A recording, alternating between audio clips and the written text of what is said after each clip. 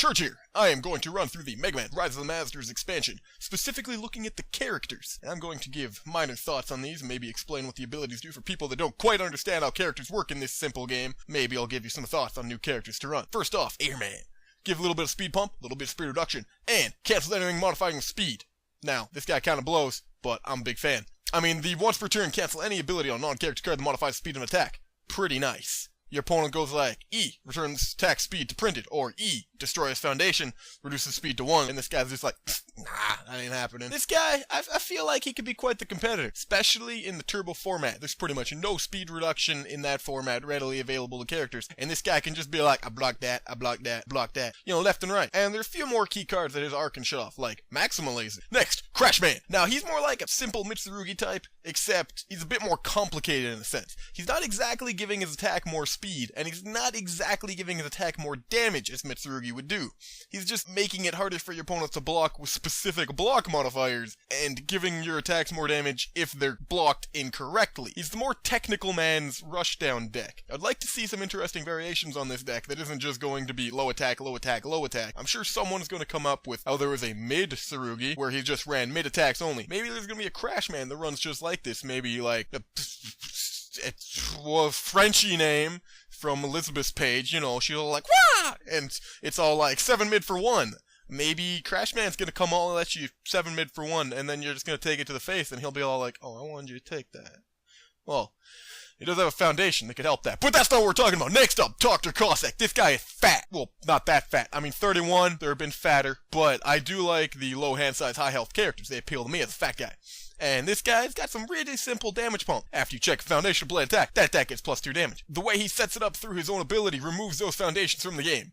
That is not a difficult cost to do. The twice per turn does make it so you have to work to it a little bit. But if you had some kind of ability to check out the top of your deck once in a while, maybe you could make it work. Maybe you could just play throws, give him +2 damage all the time, and not really care what people think. Dr. Wily, this guy, kinda creepy with that mustache.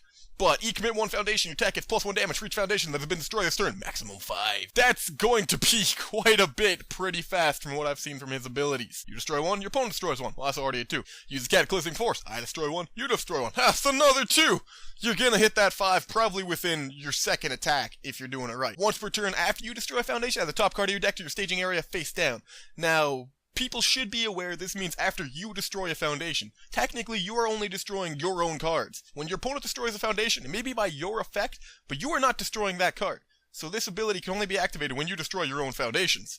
Because, you know, that's you actually physically picking up the card and moving it to your discard pile. You don't do that to your opponent's stuff. That's just weird. Stop trying to ask me if that works. Cause it doesn't.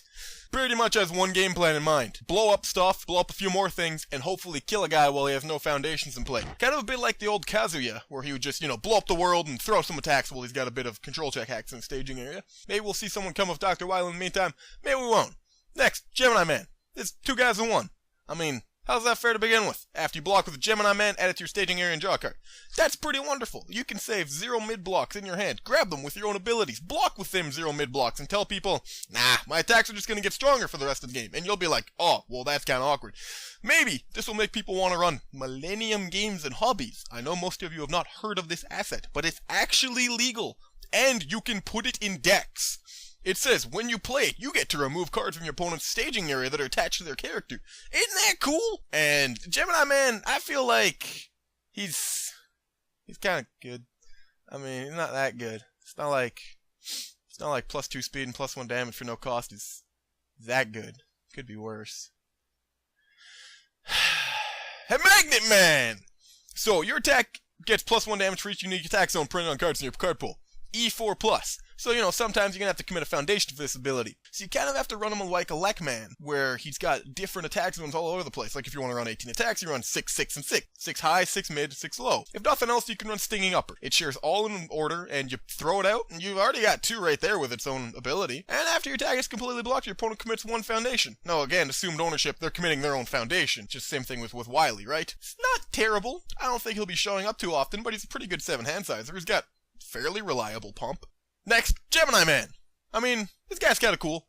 He's got 2 guys fighting for him, so he gets to be reviewed twice because he's fair like that. Now, your attack gets +2 speed and 1 damage. It's alright, but if that were, say, +3 speed and 2 damage, that'd be even better. Unfortunately, it's incredibly difficult to get to that. you have to do things like block attacks or play a 3 difficulty, essentially, asset to get to that +3 speed, +2 damage kind of thing. And it's difficult to block an attack, you know? Especially at a +0 block. That's not the kind of thing most people can do in this day and age. Next up, we got Mega Man. This guy, probably my favorite card in the set. You know, for one, he's got hair. Pretty much no one else in the set can say I got hair unless... except Caustic. I mean, really. Not Wily. I mean, that doesn't really count. That's not hair. But I love him for versatility. After you play an attack against Breaker 2, Powerful 2, or Stun 2, cannot get the chosen keyword if it has it already. Now, a couple people have asked me, if it has Stun 1, can you give it Stun 2? Because that is not the same keyword. No, the keyword is Stun. In the rules it says Stun:X. That's the keyword. So if it's got Stun 1, you cannot give it Stun 2, even though Stun 2 is straight up better. But nah, stop asking me that. Commit 1 Foundation, your cat gets +1 damage for each keyword on it. That's not too bad on a character that can give his own attacks keyword. But maybe, if you get creative with some stuff, you can find ways to throw keywords onto other attacks. Or maybe you can look at Off Order, Power Wave. That card recently gained the Safe keyword through legal erratas. So that thing has got ranged, combo, safe. And if you're creative, maybe some Stun 2 on there, or Powerful 2 if you want to be wacky. Breaker 2, you know? You want to like not care about stunning, just throw on Breaker and be like, yeah, deal with it. And you can give that power wave +4 damage. And, I mean, that's not too bad. 3 low for 9, for 4 difficulty, and commit a Foundation. I think that's a good attack. Metal Man! Now, E your non-throw attack, if it deals damage, at your staging area face down during the end phase. Guy has got pretty much the exact same enhance as Tacky back in the day. She wasn't too popular, but she was still not terrible. She just didn't do too much with her own abilities. The face down cards kind of sat there unless you got out her own foundation, which required work. Now Metal Man, on the other hand, you discard a card, add 1 face down foundation to your hand, your attack gets +2 damage. That is straight up better than attacks going to your momentum, because they become foundations permanently. You could tap them for stuff like, say, I don't know, playing attacks, and then add them to your hand once they're committed because you played an attack to commit them. Your attack gets +2 damage for what is essentially no cost. You're replacing a pansy foundation with an attack in your hand that you can then use to punch your opponent to death, or throw a blade at their face, which will then hurt because metal is painful. Metal Man is everyone's counter, and if you've played games, you know that Metal Blade beats everything. Look at this asset. Metal Blades beats everything. Pharaoh Man. This guy, he's kind of cool. He's got like a phantom +1 speed to every attack, because your opponent's checks they make during attacks get -1. E, your opponent makes a check against a difficulty of 5. This attack gets +2 damage. Now, that's alright, because usually your opponents can be checking a 5, of course they're getting -1 to their check, so they're checking a 4, so you're just turning most of your attacks into Stun 1, which isn't bad. And if they check a 3, they've got to commit 3 foundations, just to not give your attack +2 damage. That's kind of nice, actually. I don't know if we're going to be seeing this guy show up too much in competitive play, but I'd like to see him a little bit here or there. He's got a pretty consistent +2 damage, and an incredibly consistent +1 speed, technically. Proto Man! Oh man, this guy's cool. And he's got that scarf. Ooh. That scarf. That scarf. I mean, Archimota Foundation after your block attack resolved, discard it from your card pool and your opponent loses 1 vitality. That's pretty nice for a lot of things, like say, a throw here or there, or even just off-zone attacks. He's not going to be getting momentum as fast as many characters, so you're not going to be wanting to run momentum use in a lot of your decks. But I don't think you're going to need it. His E-commit, your attack gets +6 damage and +X speed. X equals the number of cards that have been discarded from your card pool this turn. There aren't that many ways to discard cards from your card pool as you would really like in this day and age. You're going to need to find other methods of discarding cards. On those symbols, though, you're going to have to get what you can get. Air is pretty much the symbol for discarding stuff from your card pool. Death and Fire, you're going to have to put a bit more work into it, though. Quick Man. Archimate, after an attack is played, it gets Flash. Okay on the offense, magnificent on the defense. Your opponent plays a combo attack that they've been building up to. Your opponent plays a powerful attack. Your opponent plays a multiple attack. Your opponent plays an attack that they just like in their deck. Quick Man's just like, nah, that ain't happening. Archimate, it gets Flash. They're like, oh, I don't get any enhances. And then you're like, yep. Go to block step. And then you block it, because, I mean, why not? Fantastic on the defense. I cannot stress this enough. First, you have to destroy 1 foundation. For the rest of this turn, your flash attacks get +2 speed, and whenever one of your flash attacks with a printed difficulty of 4 or more deals damage, your opponent adds 1 foundation to their hand. Obviously, a lot of you cooler players are going to be like, oh, he's like Billy. And then you're like, oh, Billy, he's back. I don't like Billy. Well, you gotta look at this like he's just a great, fast character who stops your opponent from attacking, letting that Archimate be even better. As your attacks get faster and faster, they're gonna hit more often. Maybe if you can find like an asset off of air that adds +1 speed to all your attacks whenever they get speed, I don't know, something like that. There aren't many flash attacks in standard, so 4 on good 4 on Air and Chaos.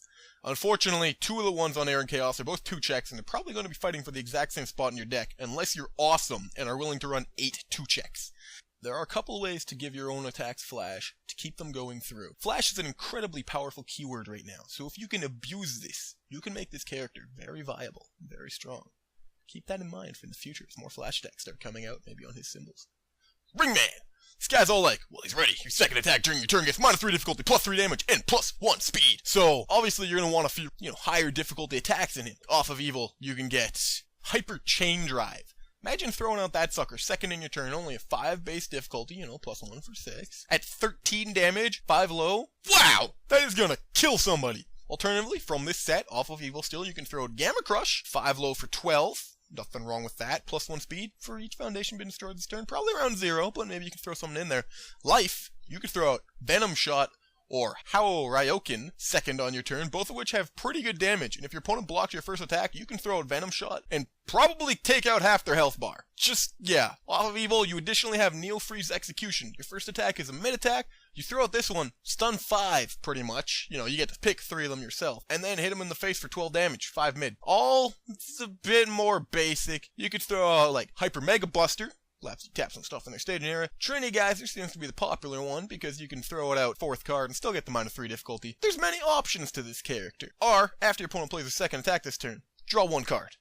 Not too bad, unless you keep up the defense on their turn. You just gotta remember to remain ready.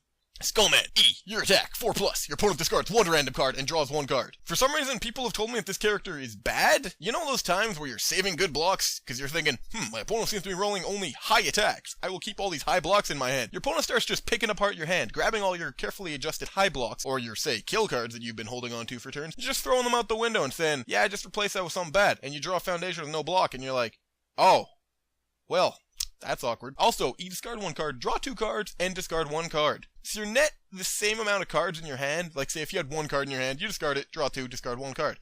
Same amount of cards, except you just saw 2 more from your deck, and you get to pick the best of the bunch. This guy just goes through his deck like nobody's business. There's a card you want in there, you can pretty much just play like your Zaslamel, and just start going through your deck until you find what you need. You start a turn with 1 attack and 5 foundations, you can attack reliably thinking, I'll hit more. You can end up with 4 attacks. Just go at it. Just have fun. Snake Man. I think this guy's kind of the sleeper of the set. Not many people are talking about him, which is sad. Your low attacks get +1 damage for the rest of the turn. Really good. If you can throw out 6, maybe even 7 low attacks in a turn, if you can manage it, that last one is going to be for 7 additional damage on top of itself, not including if there were multiples during that turn. Unfortunately, you got to watch out for things like Revoke, just straight up enhanced negation, or ways to kill keywords like Kopopopo. And R once per turn. After your low attack deals damage, add 1 momentum to your hand. You may add 1 card from your hand to your momentum. Now, though adding a card to your hand to your momentum isn't going to really come up that much, unless you really want to keep up the multiples, but add the momentum to your hand, that's going to come up a lot. Once your low attacks start hitting, they don't stop hitting, essentially. So I gotta say, if there was a worst character of the bunch, I might have to point to Crashman. I love that art. He might be the most technical of the bunch. He's still pretty good, and I know people can do things with him, and I'm going to try myself too. Cossack might be second worst. I hate to say this. I've tried him out a couple times. Try building the deck, throwing it together, seeing what happens, and magic just doesn't seem to happen. Now, there's a difference between best character and favorite character. I mentioned that Mega Man's my favorite character, and the quirky one that I keep coming back to, thinking, I want to make it work, is Quickman. I want Quickman to happen. Unfortunately, I don't know, with only 3.5 basically flash attacks on his symbols, unless you're running good, then you got 4. It's just, I don't think it's going to happen yet. Dark Horse? Snake Man. The one that I think is going to make the most impact. That's just me. I know no one else thinks this way about Gemini Man. But I think that Gemini Man, Gemini Man, the guy that's right there with the Gemini and the other Gemini. I think this guy could add up to some big things. Yeah, I'm not biased. I'm just saying that, maybe he's okay.